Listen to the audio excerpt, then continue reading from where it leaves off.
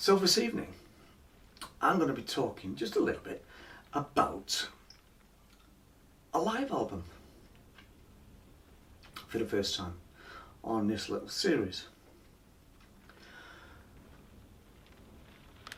Now this is one that I've always enjoyed, but it's not regarded as a classic live album. I mean, to my mind, there aren't that many classic live albums. There are good ones, and this is another of the good ones. Rainbows on Stage from 1977. Now apparently there is actually a better representation of this out there, called something along the lines of Rainbow Live 1976.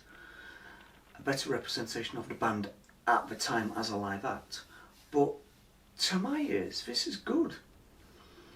When I bought it, I must have had this thing for 35 years, double live album, and I thought, well, this is going to be good. And it is. So I wasn't really taking a chance. I looked at the track listing: Man of a Silver Mountain, Kill the King, etc., Catch the Rainbow. So I knew pretty much all the songs, and I thought, well, I've never heard live versions of these, so I imagine I'll enjoy this. But actually this has always been a secret favourite of mine. It's actually a really good live album.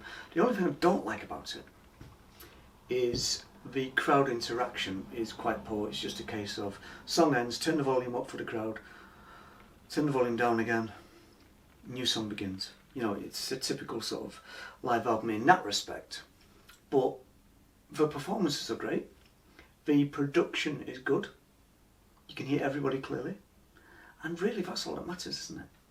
So, who do we have in the band? It's a completely different lineup to the band that recorded that first album from 75. Okay, so all of Elf have gone apart from Dio. So we have Ronnie James Dio on vocals, we have Ritchie Blackmore on guitar, Tony Carey on keyboards, Jimmy Bain on bass, and the magnificent Cozy Powell on the drums. And you can hear everything he does, everything, every nuance. It's very well produced by Martin Birch. So this is a good capture, as they say nowadays, a good capture and well worth listening to. I am intrigued by this thing called Rainbow Live 1976, to hear that, to see if it really is any better. Because some have said that the production on this is a bit ropey. I don't think it is. I've always thought it was spot on. Very good. So it was spliced together from a couple of different, well, over the period of about a year, several different shows in mainly Japan and Germany, and you can kind of tell. But that's mainly the issue with the crowd interaction. It's quite poor. It's just up, down, next song, you know. Typical sort of live album in that respect. But as I say, the performances are really, really good, and it's well worth hearing.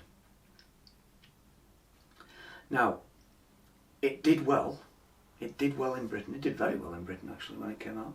After all, essentially, people consider this a British band over here. We do consider Rainbow a British band, even if it's only that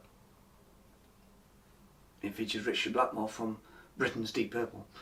So, in Britain it did really well, got to number 7. Surprisingly, in America, it didn't do that well at all. No, it only got to number 65. The Americans kind of obviously didn't like it very much. But it's well worth digging out. It's always been a little secret favourite of mine. And I think it does represent Rainbow very well at this early stage of their career, with the magnificent Ronnie James Dio on vocals. I mean, they're all good on this. They're all good. You can hear everybody clearly. It's a good record and well worth hunting down and having a listen to. As I say, I'd be interested to see what this Live in 76 thing is all about, because if it's better than this, it must be pretty good. Must be pretty good indeed. So that's Rainbow on stage from 1977.